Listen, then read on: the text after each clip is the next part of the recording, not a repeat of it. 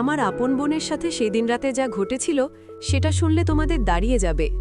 আমার নাম আশিক, বয়স ১৯, মাত্রই এসএসসি পরীক্ষা দিয়েছি। আমার আপন বড় বোনের নাম মিলা, বয়স ২৫, দেখতে অনেক সুন্দরী। আমার বোনের বিয়ে হয়েছে ২ মাস হলো। দুলাভাই বিদেশ থাকে, ছুটি শেষ তাই সে আবার বিদেশ চলে গেল। এদিকে আমার বোনের শ্বশুর শাশুড়ি কেউ বেঁচে নেই, তাই আপা বলল, আশিক তুই আমার সাথে চল, আমি একা থাকতে পারবো না, তুই আমার সাথে থাকবে। তোর লেখাপড়া থেকে সকল খরচ যখন যা লাগবে সব আমি দিব, আর তুই আমার বাজার করা সহ বিভিন্ন কাজে আমাকে সহায়তা করবি। আমি আর না করতে পারলাম না, বোনের সাথে চলে গেলাম তার শ্বশুরবাড়ি। বন্ধুরা, এই গল্পটি শোনার আগে অবশ্যই তোমরা চ্যানেলটি সাবস্ক্রাইব করে দাও, আর ভিডিওটি ভালো লাগলে একটি লাইক দিও। বোনের শ্বশুরবাড়িটা একটু ভিতরে, চারদিকে শান্ত পরিবেশ, ২ তলা একটা দালান। আমি আর আপা উপরের ঘরে উঠলাম। ঘরটা বেশ সাজানো, বিছানা বড়, ২ পাশে জানালা, এক পাশে টিভি। আপা আমাকে বলল, তুই এই রুমেই থাক, আমার পাশে, ভয় লাগলে হাত ধরিস। আমি একটু লজ্জা পেলাম, কিন্তু কিছু বললাম না। রাতে খাওয়া শেষ করে দুজনেই ঘরে এলাম। আপা তার বিছানার এক পাশে শুয়ে পড়ল, আমি অন্য পাশে। হঠাৎ করেই বিদ্যুৎ চলে গেল, ঘরটা অন্ধকার। আপা একটু ভয় ভয় বলল, আশিক তুই কাছে আয়, ভয় লাগতেছে। আমি কিছু না বলেই পাশে গিয়ে শুলাম। আপা আমার হাত ধরে রাখল, তার হাতটা কাঁপছিল। আমি চুপচাপ ছিলাম।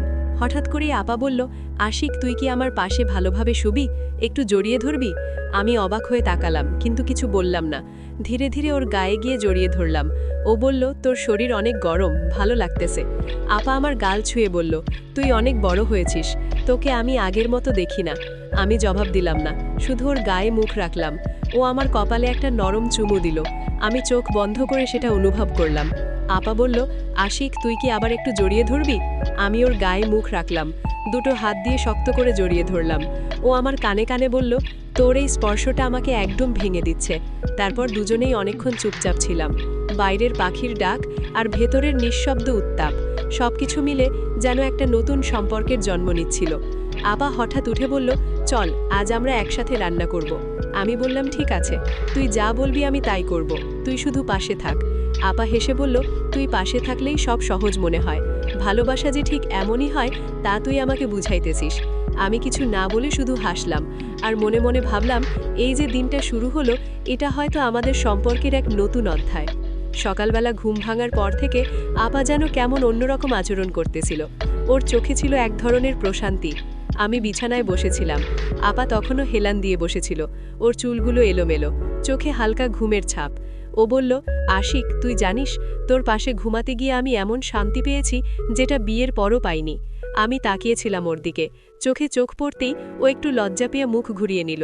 তারপর বলল, তুই কি আজ শুধু আমার সাথেই থাকবি? আমি তোকে ছাড়া একদম ভালো থাকি না। আমি বললাম, হ্যাঁ আপা, তুই চাইলে আমি কোথাও যাব না, সারাদিন তোর সাথেই থাকব। আপা হঠাৎ আমার গাল ছুঁয়ে দিল, বলল, তুই অনেক বড় হয়েছিস, তোর চোখে আমি এখন ভরসা খুঁজি, তুই যেন আমার স্বামী না হয়ে উঠিস।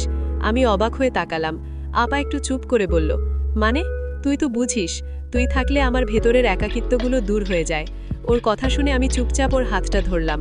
ওর হাতটা তখন বেশ গরম ছিল। আমি একটু কাছে গিয়ে ওর কাঁধে মাথা রাখলাম। আপা বলল, তোর গায়ের গন্ধ আমার বুকের ভিতর কেমন করে তোলে। আমি চোখ বন্ধ করে বললাম, তুই চাইলে আমি সব সময় তোর কাছেই থাকব, তোর সব দুঃখ ভাগ করে নেব।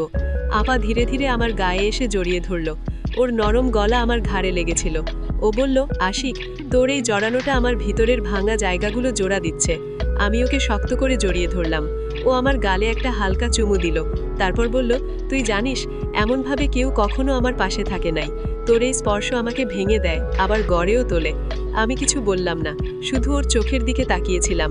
ওর চোখে তখন জলের আভাস, কিন্তু ও হেসে ফেলল, বলল, দেখিস না, কাঁদবো না আজ, তুই তো আছিস। ও আবার আমার কপালে চুমু দিল, আর বলল, তুই শুধু আমার পাশে থাক, বাকি সব আমি সামলে নিব। আমি বললাম, তুই আমার বোন, কিন্তু আজ তোর চোখে আমি অন্য কিছু দেখছি, যেটা হয়তো ভালোবাসা, ভিন্ন রকম ভালোবাসা। আপা বলল, ভালোবাসা তো সম্পর্ক দেখে আসে না আশিক, ভালোবাসা তো মনের টান, শরীরের নাই, মনকে ছুঁয়ে যায় যেটা, তাই ভালোবাসা। আমি চুপচাপ ওকে বুকে নিয়ে শুয়ে পড়লাম। ও বলল, তোর গায়ে মুখ রাখলে আমি যেন সব ভুলে যাই, আমি শান্তি পাই। ও আমার বুকে মাথা রাখলো, আমি ওর চুলে হাত বুলাতে লাগলাম। ও বলল, তোর হাতের এই ছোঁয়াতে আমার শরীরে শান্তি পাই। আমরা অনেকক্ষণ চুপচাপ ছিলাম। বাইরে তখন বৃষ্টি পড়ছিল হালকা করে। জানালার পাশে বসে দুজনে ঘরের নিঃশব্দতা উপভোগ করছিলাম। হঠাৎ আপা বলল, আশিক, তুই কি আমাকে প্রতিদিন এভাবেই জড়িয়ে রাখবি? আমি বললাম, তুই যদি চাস আমি প্রতিদিন তোর চোখে ঘুম এনে দিব, তোর বুকের ভিতর ভালোবাসা গুজে দিব। আপা একটু হেসে বলল,